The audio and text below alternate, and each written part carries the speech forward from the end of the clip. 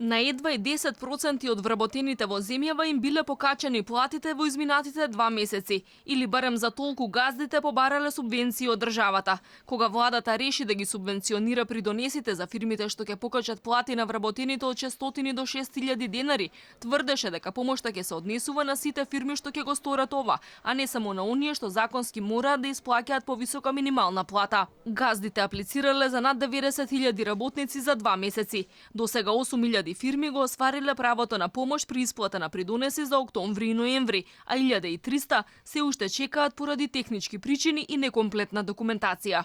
До сега 8.000 работодавачи овозможиле кај 45.000 вработени лица да си го остварат правото на субвенционирање.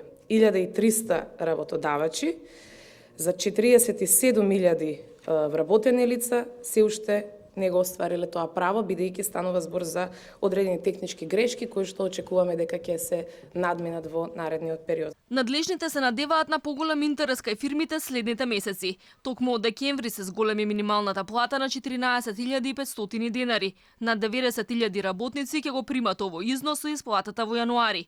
За октомври и ноември биле побарани субвенции од околу 940.000 евра, додека вкупниот буџет за оваа мерка треба да изнесува 39 милиони евра. Министерката за труд неодамна рече дека очекува фирмите да ја искористат оваа мерка за околу 20 до 25% од вработените во приватниот сектор. Субвенции треба да има 3 години.